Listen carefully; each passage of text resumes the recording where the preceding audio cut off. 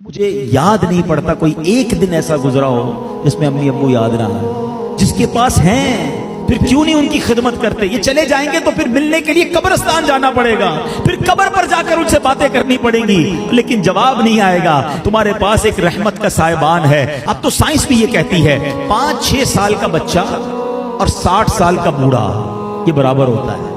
ये जिंदगी का एक सर्कल है, बचपन से शुरू होता है, जवानी में जाता है और फिर वहां से 40 के बाद उम्र ढलना शुरू होती है। और बच्चा जिस तरह 6 साल का होता है ना, नॉर्मली 60 साल 65 साल का बंदा उसी तरह का हो जाता है। अब मुझे एक बात का जवाब दीजिए, 5 या 6 साल का बच्चा आपके घर में हो और वो कोई सवाल आपसे बार बार करे, आप नाराज होते हैं? क्योंकि हमें ये समझ आ गई है कि अभी 6 साल का है, इसका अंडरस्टैंडिंग लेवल कम है, इसकी लिस्निंग पावर कम है, इसके दिमाग में अभी इतनी वुसअत नहीं है, बच्चा है इसलिए जिद कर रहा है। जिस दिन आप ये समझ गए कि 60 साल के बाद तकरीबन कमोबेश सुनना मुश्किल हो जाता है, समझना मुश्किल हो जाता है, जिद आ जाती है, फरमाइशें शुरू हो जाती हैं, अब आप इसको एंजॉय करें। अब इसमें चिड़चिड़ापन ना लाएं कि क्या अम्मी रोज बार बार एक ही बात करती हो, तुम्हें समझ तो कुछ आता नहीं, अब वो आपको सुनाई नहीं देता। अल्लाह अकबर, तुम उनसे इस तरह बात कर रहे हो जिन्होंने तुम्हें पाल पोस कर बड़ा किया। अल्लाह की कसम अब खिदमत का मौका आया है। हकीकत की बात बताऊं, खुश नसीब है वो औलाद जिसको माँ बाप बुढ़ापे में मिले। अरे कई ऐसे हैं जो माँ बाप को बुढ़ापे से पहले ही खो बैठे हैं, और खुश नसीब है वो औलाद जिसको माँ बाप ने खिदमत का मौका दिया।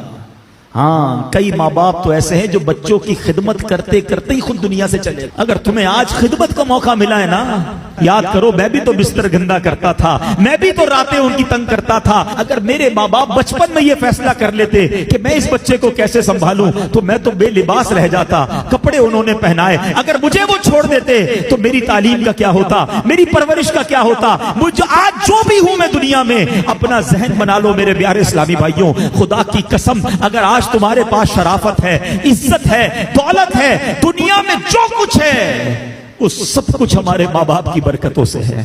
हम कुछ भी ना होते अगर माँ बाप हमारा हाथ ना पकड़ते हैं। और आज बूढ़े माँ बाप बोझ लगते हैं, आज उनकी बीमारी बुरी लगती है। आज माँ बाप को बच्चा कह रहा है मैं रात को दवाई नहीं दिलाता, सुबह ले जाऊंगा। इसी बच्चे को आधी रात को इसका दोस्त फोन करे, यार मेरी मोटरसाइकिल खराब हो गई है, परेशान हो गया हूं। अरे तेरे लिए जान हाजिर, अभी आता हूं। दोस्त के लिए टाइम है तुम्हारे पास, माँ बाप के लिए टाइम नहीं है। वल्लाह मैं सही बताऊं, उन बच्चों के पैसों का नसीब जागा है कि जिन बच्चों के पैसे माँ बाप पर खर्च हो जाएं। हैं लोग, बच्चे ये भी कह रहे होते माँ बाप को कि ये मेरे हैं, मैं आपको क्यों दूं, मैंने कमाए, तुफ है। ये कोई बातें करने वाली बाप से, जिस बाप ने अपने पेट काट काट कर हमें खिलाया, अपनी ख्वाहिशें मार मार कर। हो सकता है कभी बचपन में किसी खिलौने की दुकान से हम गुजरे हों और हमने कहा अबू ये खिलौना लेना है, बाप के जेब में पैसे थोड़े हों, बाप ने अपने लिए कुछ खरीदने का सोचा हो, मगर सोचा होगा कोई बात नहीं, जूते नहीं लेता, कोई बात नहीं, आज ये वाला खाना नहीं खाता, बच्चा रो रहा है उसको खिलौना दिला दूं। उन्होंने हमारी ख्वाहिशें पूरी की और आज बच्चा ये कह रहा है कि ये पैसे मेरे। यकीन करो तुम्हारे पैसों का नसीब जागा है अगर किसी तरह तुम्हारे माँ बाप पर तुम्हारे पैसे खर्च हो जाए। इससे अच्छा मेरे पैसों का इससे अच्छा मसरफ क्या है कि ये पैसा माँ बाप की खिदमत में खर्च हो जाए। लेकिन आज जो वाकयात सुनने को मिल रहे हैं, दिल दहल जाता है। हमने उलमा की किताबों में पढ़ा है कि बेटा वालिद के साथ ऐसा बिहेव करे, इस तरह जिंदगी गुजारे जैसा आका के सामने गुलाम होता है। मगर आज सुनने को जो बातें मिल रही है ना कि बूढ़ा बाप बेटे के आगे गुलाम बना हुआ है।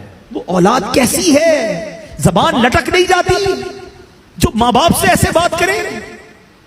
हक ये है कि औलाद को डरना चाहिए कि कहीं मेरे माँ बाप नाराज ना हो जाए। हदीस पाक है, मेरे आका अलैहिस्सलाम फरमाते जिसका मजमून है माँ बाप ही तेरी जन्नत है, माँ बाप ही तेरी दोजख है। इसका मतलब क्या हुआ, यानी माँ बाप राजी हो जाए तो रब भी राजी हो जाएगा, जन्नत मिल जानी है। और माँ बाप नाराज हो गए फिर नहीं काम आनी इबादतें, दीन का काम करें बहुत अच्छी बात है, मगर ये देख लो कि माँ बाप राजी हैं कि नहीं, ये बहुत जरूरी है। हम बाज़ औक़ात इस तरफ से चूक जाते हैं।